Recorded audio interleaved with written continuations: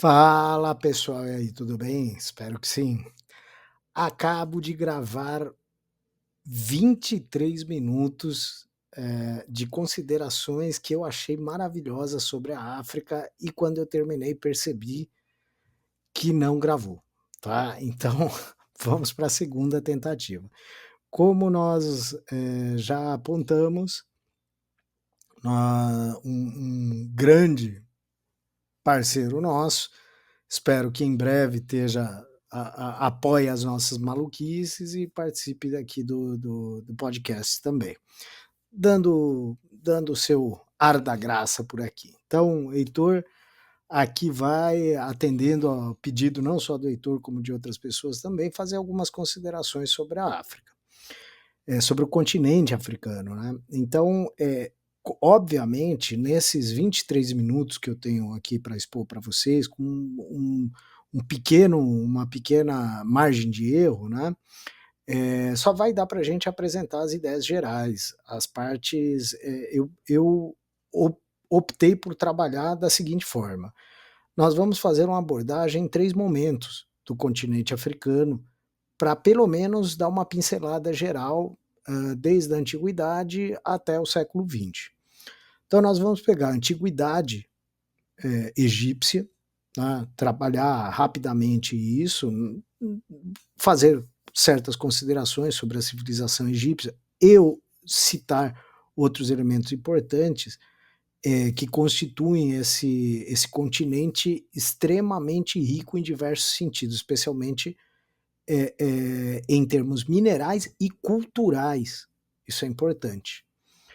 Além disso, nós vamos fazer uma passagem pelo momento da expansão ultramarina europeia, cujo pioneiro dessa expansão, Portugal, tem como plano, tem como projeto contornar a África, o périplo africano, o que faz com que a gente consiga fazer algumas considerações importantes sobre isso. E por último, pensar o período colonial, né, a expansão imperialista, o neocolonialismo, né,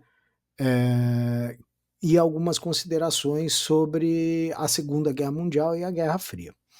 Então vamos começar para a gente poder abordar alguns temas importantes neste meio do caminho, tá? Então, primeiro item importantíssimo que a gente tem. Na antiguidade do continente africano, evidentemente você tem uma ebulição de etnias, de civilizações, de sociedades, que seria absolutamente inviável dar conta nesse primeiro momento. Por isso eu vou me focar na civilização egípcia, do Antigo Egito, né? Por quê? Porque é uma civilização que, de certa forma, representa esses avanços indiscutíveis nas diversas áreas que compõem uma sociedade. Então, nós vamos ter grandes feitos na política, na economia, na organização social e na cultura. Então vamos tentar, de maneira muito rápida e breve, tentar nos situar dentro dessa miríade de informações. No campo econômico, é absolutamente importante a gente falar que a civilização egípcia é uma sociedade de regadio, tendo em vista que as cheias do Nilo vão acabar permitindo uma produção em larguíssima escala nas suas margens. Essa possibilidade vai gerar uma organização social voltada para esse cultivo. Tá? Justamente a organização social vai acabar plasmando um, uma, um trabalho, a extração do sobretrabalho de uma camada da sociedade, que vai ser a camada de trabalhadores, que em diversos momentos vai ser escravizados, ou numa condição equivalente à do escravizado. O que é importante, porque parte dessas condições nós vamos obter de fontes da civilização hebraica, que tem uma passagem pelo Egito, nós conhecemos, tem toda a história do José, dos sonhos, das vacas gordas e das vacas magras, uma associação de diversas informações que a gente tem e que precisa utilizar, sempre respeitando a parte religiosa que se articula em cima desses documentos importantíssimos para diversos segmentos da sociedade, sejam eles de outras religiões ou seja da religião católica, certo? Nós vamos ter também uma questão de uma organização política importantíssima, que vai ser a dos faraós. É uma teocracia que vai ter uma representação, uma teogonia marcada pela junção por deuses antroposomórficos, então uma junção de elementos da natureza que vai ser apresentado com uma roupagem também humana para aumentar os vínculos, para dar uma percepção maior para essa civilização e vai ser um dos grandes exemplos de monarquia religiosa, monarquia teocrática, que vai conseguir dominar uma extensa área durante um período muito longo de tempo, e parte disso é o controle da informação, né? Você vai ter todo o conjunto de representações escritas, né, com imagens pictóricas, um grupo, né, os escribas, um grupo específico de pessoas que eram treinadas para lidar com esse tipo de tarefa importantíssima para a manutenção de toda essa sociedade. Nós vamos ter a sociedade marcada por atividades específicas, como a guerra, como a religião. Então, nós vamos ter uma camada voltada para os sacerdotes. Isso aparece em diversos momentos na Bíblia e em outras fontes importantes para a gente consultar. Nós vamos ter uma camada de trabalhadores, uma camada de nobres. No topo dessa camada de nobres, como nós já sabemos, a família real do faraó, que vai se organizar para controlar toda essa civilização. Por último, nós vamos ter algo importantíssimo que é a cultura, em boa parte desenvolvida, preservada, por esse desenvolvimento da escrita e do registro. Daí a importância dos escribas, daí a importância do controle burocrático que o Estado tinha nessa civilização, que o governo tinha em relação a essa civilização, algo muito parecido com o que vai acontecer depois em Roma, né? Então, controle assombrosamente preciso em relação a uma série de elementos. Matemática muito desenvolvida, medicina, o que hoje nós chamamos de medicina, certo? Então, uma série de intervenções no corpo humano, de conhecimentos assombrosamente refinados sobre o funcionamento do corpo humano.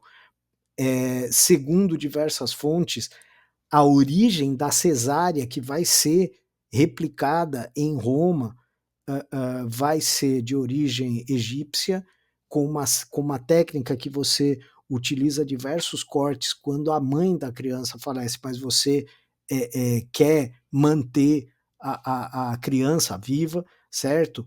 Então, essa série de cortes que permitia você retirar a criança com vida da mãe falecida vai ser levada para a Grécia e Roma, e lá vai ser rebatizada por ser uma prática específica da família, da alta camada da família real,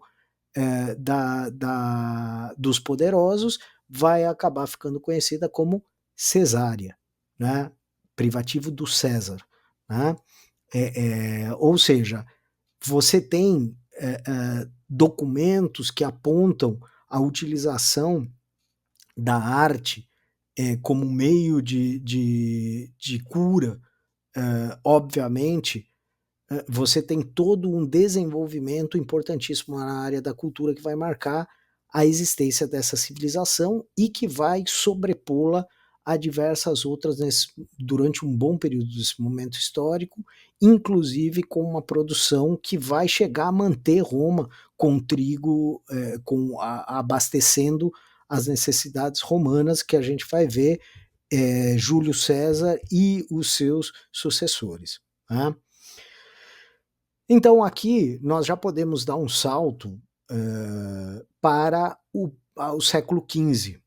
Grandes navegações, projeto português de contorno da África, o périplo africano, segundo diversos estudos, é através do contorno daí que se mapeiam as correntes marítimas do Atlântico, o que permite eles virem para a América num tempo extremamente curto, se a gente considerar que seria uma travessia fora dessas correntes.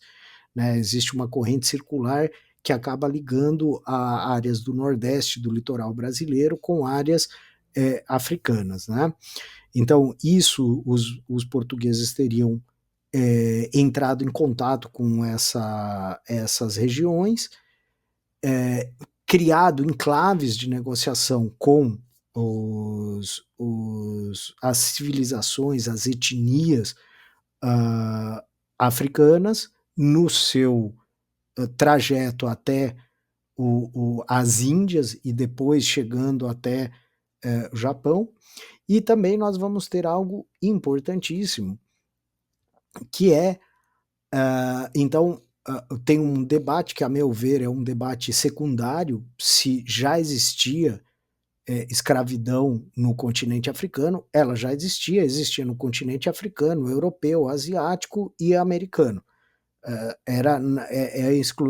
Não era exclusividade de um só lugar, né, como muitas vezes se quer vender a ideia de que em outros lugares não existia escravidão. Existia, tal qual na África, e os documentos apontam que é no momento da chegada da expansão ultramarina europeia, da expansão do capitalismo mercantil, que você vai ter a ativação dessas linhas mercantis de escravos que chegam a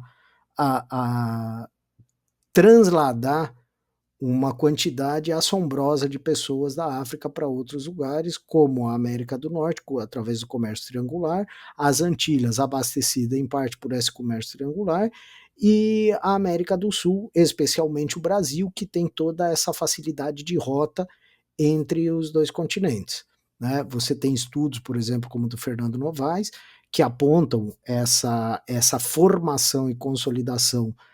Não é só dele, você tem uma série de estudos que apontam toda essa reestruturação dessa linha, desse circuito mercantil voltado para a escravidão. Então, uma vez ativado por esses interesses, você vai tendo a reelaboração dessas civilizações, dessas etnias. Algumas se aproveitam do contato com os europeus para se fortalecer e submeter outras etnias, outras civilizações a essa possibilidade da escravidão.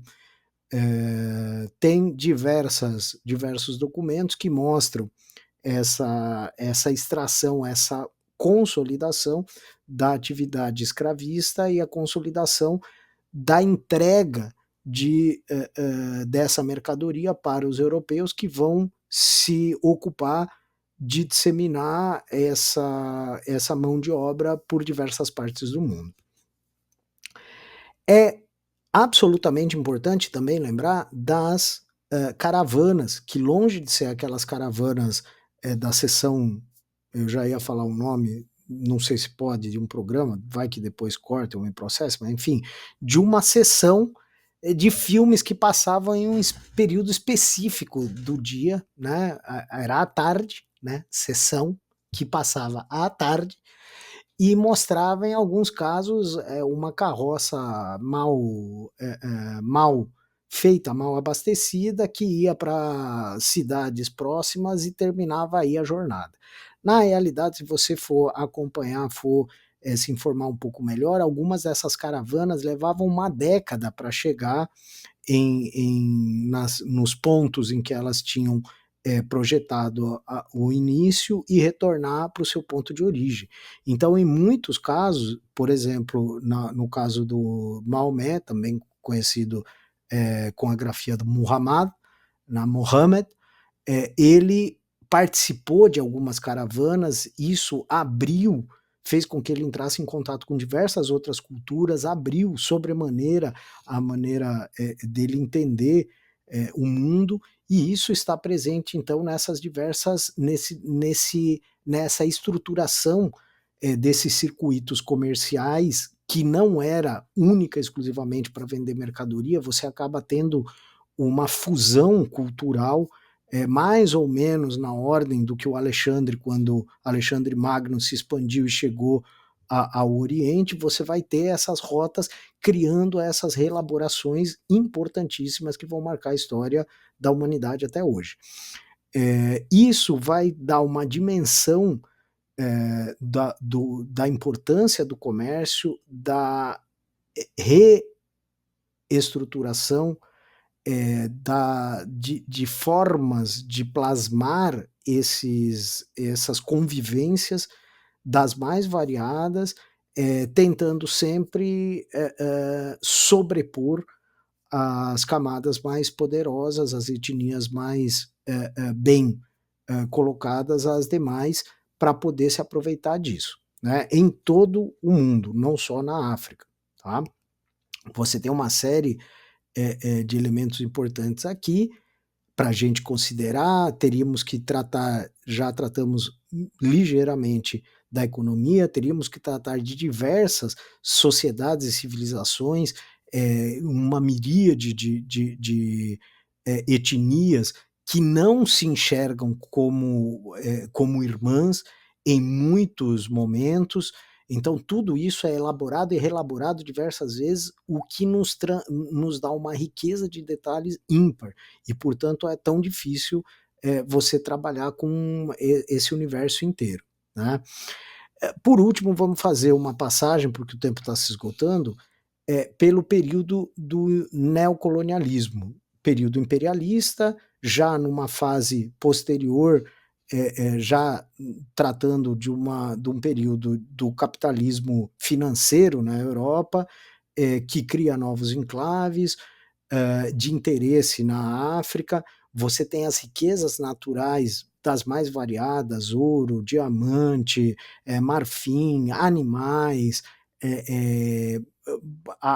se propor a fazer safaris, né, caçadas. Tudo isso vai ganhar um imaginário do mundo inteiro. Talvez o símbolo maior para isso seja o Tarzan, né? Que molda parte da visão já posterior, apesar da história existir como livro muito antes, mas provavelmente quando ela se torna um filme, que ela acaba ganhando uma dimensão quase que universal, contando essas histórias nas várias realizações, né, nas várias filmagens e abordagens que tem, desse sujeito que acaba se moldando à selva. Tem uma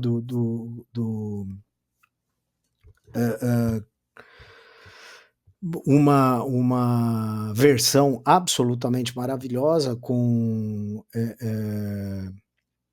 bom, me fugiu o nome, com Christopher Lambert, que eu achei primorosa, Greystoke, a Lenda de Tarzan. Esse é o nome do filme, vale a pena ver, se vocês puderem. Tem outras versões também, todas muito interessantes. Mas, voltando para a questão do neocolonialismo, nós vamos ter o estabelecimento de um sistema de exploração dessas riquezas que submete, né, as áreas coloniais, as áreas africanas e asiáticas, aos interesses de um capitalismo crescente já financeiro e que busca se aproveitar dessas questões financeiras, econômicas. E isso acaba, de novo, se refletindo nas etnias e dominações, na formação dos estados. Temos aquela charge que eu comumente apresento nas aulas em relação ao período colonial, do Bismarck cortando a África, e como é muito comum citar uma frase do período dizendo que a África foi feita com esquadro, compasso e régua, porque de fato tem alguns ângulos retos ali que fica claro a divisão do território entre as potências europeias. A última, a de formação, de unificação tardia, a alemã, vai acabar desequilibrando os interesses europeus e levando à Primeira Guerra Mundial, o que acaba gerando o envolvimento dessas colônias nessas disputas das suas metrópoles, e isso acaba indo para a Primeira e para a Segunda Guerra Mundial. Já ultrapassada a Segunda Guerra Mundial, esse contingente já com experiência, tendo contato com ideias, desde as ideias iluministas, racionalistas, de avanços e outras organizações políticas e sociais, quando esse contingente retorna para as colônias, eles já vão, digamos, levando esse conjunto de ideias novas que acaba permitindo uma reconfiguração da dominação nessas áreas. Uma luta pela independência, essas independências acabam sendo marcadas por lutas fratricidas das regiões. Então, quando o inimigo era eles tinham, digamos, um pretexto para caminharem juntos. Uma vez se livrando desse inimigo externo, passa a haver conflitos viscerais entre inúmeras etnias. Isso é parte também da dominação europeia, que ao dividir os territórios para facilitar a dominação, juntam etnias rivais, misturam grupos que não têm uma facilidade de convivência, o que de certa forma mantém sob controle mais facilmente das potências europeias nessa região, certo? Então, tudo isso acaba gerando uma série de elementos que vão associar algumas questões na Guerra Fria. Então, importante, vamos voltar a esse assunto, a esse tema diversas vezes, mas junta questão religiosa com questão ideológica, com questão étnica, né? E a percepção de grupos internos a tudo isso, de tentar buscar definir um perfil étnico nacional, se é que podemos empregar esse termo nacional no sentido que comumente empregamos na Europa. Aqui, esse termo evidentemente pode ser empregado, mas com 1 bilhão de sis, porque essas questões vão ser reelaboradas diversas vezes e, portanto, precisamos retornar a esses elementos, né, importantíssimos de variação do pós Segunda Guerra Mundial, tá? Então chegamos aos dias de hoje com países já independentes que viveram décadas e décadas de guerra após a independência, e junta elementos desde riquezas naturais assombrosamente grandes até uma pobreza de parte da população, parte marginalizada da população, em parte por esses anos e anos de guerra, né? Pode parecer muito simples, mas não é. É o que eu estou dizendo, são elementos que se entrecruzam, se anulam, se reforçam, se multiplicam dentro deles, então tem gente que quer resolver tudo de maneira muito simplista. Vou deixar na descrição uma série de links, se puderem, vejam aí, voltamos assim que possível, tá bom? Tudo de bom, tchau, tchau.